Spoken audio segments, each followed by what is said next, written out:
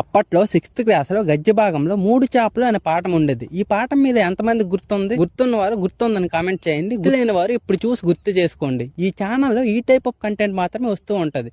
మీరు కనుక ఈ టైప్ ఆఫ్ కంటెంట్ కి ఇంట్రెస్ట్ ఉన్నట్టయితే ఒక సబ్స్క్రైబ్ కొట్టి పక్కనే ఉన్న బెల్ ఐకాన్ని క్లిక్ చేయండి. సో దట్ నేను ఫ్యూచర్ లో పెట్టే వీడియోస్ మీకు నోటిఫికేషన్ రూపంలో వస్తాయి.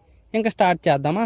ఈ పాఠాన్ని శ్రీపాద సుబ్రహ్మణ్య శాస్త్రి గారు రాశారు. శ్రీపాద సుబ్రహ్మణ్య శాస్త్రి గారు రాసిన నావెల్స్ లో వేరే నావెల్ ఉంటది. ఆ నావెల్ పేరు వడ్రగింజలు. వీలైతే ఆ బుక్ చదవండి, చాలా బాగుంటది. తెలుగులో నావెల్స్ అనే పేరు వస్తే శ్రీపాద సుబ్రహ్మణ్య శాస్త్రి గారు, ఇంకొక ఆయన ఉంటాడు, ఆయన పేరు కొడవటిగంటి కుటుంబరావు. వీరిద్దరు పేర్లు వస్తాయి. అంత చక్కగా రాస్తారు నావెల్స్. వీరి నావెల్స్ ఏంటంటే చాలా చిన్న ఉంటాయి, కానీ ఆలోచింపజేసేటట్టుగా ఉంటాయి. అదే వీరి స్పెషాలిటీ. ఒక మడుగు ఉంటది. మడుగు అంటే ఏంటంటే ఒక లేక్ టైప్ అనమాట. ఒక మడుగులో 3 చేపలు ఉంటాయి. ఆ 3 చేపల పేరు ఏంటంటే ఒక దాని పేరు ప్రాప్తికాలజ్ఞుడు, ఇంకొక దాని పేరు దీర్ఘసూత్రుడు, ఇంకో దాని పేరు దీర్ఘదర్శి. ఆ మడుగులో ఆ 3 హ్యాపీగా ఎంజాయ్ చేస్తూ కాలాన్ని గడుపుతూ ఉంటాయి. ఒక రోజు దీర్ఘదర్శి మిగిలిన 2 చేపలతో ఏమంటదంటే, ఈ మడుగు చాలా చిన్నది కదా, వేసవికాలం వస్తుంది కాబట్టి నీరన్నీ ఇంకిపోతాయి, అప్పుడు మనం వేరే దగ్గరికి వెళ్ళడానికి అసలు వేనే ఉండదు, కాబట్టి పెద్ద మడుగు చూసుకొని వేసవి వచ్చిన ఇంకిపోని మడుగు చూసుకొని అందులోకి వెళ్ళిపోదామని మిగతా 2 చేపలతో చెప్తుంది. అప్పుడు ప్రాప్తకాలజ్ఞుడు అనే చేప ఏం చెప్తుంది అంటే, వేసవి వస్తుంది అనుకుందాం, ఈ మడుగు ఇంకిపోద్దని నీకు ఎలా తెలుసు? ఒకవేళ ఇంకిపోయినా కూడా ఆ క్షణానికి ఏదో ఒక ఉపాయం వస్తుంది కదా, అంటే ఐడియా వస్తుంది కదా, ఎప్పుడో ఏదో కష్టం వస్తుందని ఇప్పటి నుంచి ఎందుకు నువ్వు భయపడిపోతున్నావు, నేను రానని చెప్తుంది ప్రాప్తకాలజ్ఞుడు. దీర్ఘసూత్రుడు అనే చేప ఏం చెప్తుంది అంటే, నీ మాటలు చాలా కన్ఫ్యూజింగ్ గా ఉన్నాయి, వేసవి వచ్చి మడుగు ఇంకిపోతుంది అనుకుందాం, మిగతా చేపలు కూడా ఉన్నాయి కదా, వాటికి లేని బాధ నీకెందుకు, ఏదో కష్టం వస్తుంది కదని ఎంత భయపడడం కరెక్ట్ కాదు, నేను రానని చెప్తుంది. అప్పుడు దీర్ఘదర్శి ఏం చేస్తుంది అంటే, వేసవిలో ఇక్కడ ఉండడం చాలా డేంజరు, నేను వెళ్ళిపోతాను, మీకు నచ్చితే రండి లేదంటే మానేయండి అని చెప్పేసి అది ఫస్ట్ ఒక చిన్న కాలువలోకి వెళ్ళేసి దాని నుంచి ఒక పెద్ద మడుగులోకి వెళ్ళిపోయింది.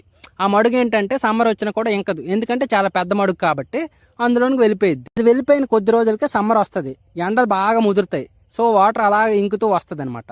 ఒకనొక రోజున వలలు పట్టుకుని ఫిషర్ మ్యాన్స్ వస్తూ ఉంటారు ఆ మడుగుకి, అంటే చేపలు పడదామని.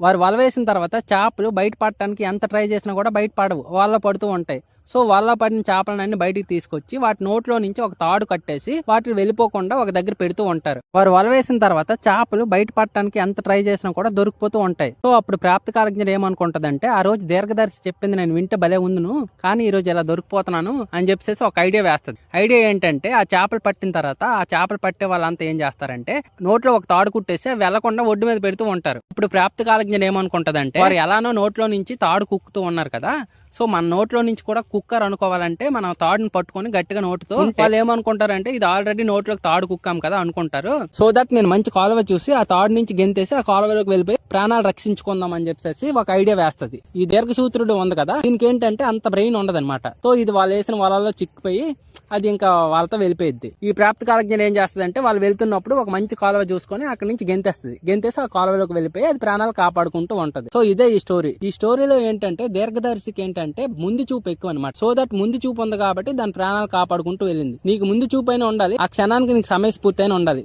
ప్రాప్తకాలజ్ఞుడికి సమయస్ఫూర్తి ఉంది కాబట్టి ఆ క్షణానికి ఒక ఐడియా వేసి ప్రాణాలు కాపాడుకుంది. ఈ దీర్ఘసూత్రుడికి ఏంటంటే అంత బ్రెయిన్ లేదు, ముందు చూపు లేదు కాబట్టి వాళ్ళతో తీసుకెళ్లి కూర వండుకున్నారు. ఈ స్టోరీ చూడండి, చాలా సింపుల్, కానీ దీనిలో ఎంత ఆలోచింపజేసే విషయం ఉంది. శ్రీపాద సుబ్రహ్మణ్య శాస్త్రి గారి నావెల్స్ అలానే ఉంటాయి, కానీ ఆలోచింపజేస్తాయి. సో ఇది ఈ స్టోరీ. వచ్చే స్టోరీతో మళ్ళీ కలుసుకుందాం. అప్పటిదాకా సెలవు. మీరు కనుక ఇంతవరకు చూసినట్టయితే మీకు నా కంటెంట్ నచ్చే ఉంటది. మీకు కనుక కంటెంట్ నచ్చినట్టయితే ఒక సబ్స్క్రైబ్ కొట్టి పక్కన ఉన్న బెల్ ఐకాన్ని క్లిక్ చేయండి.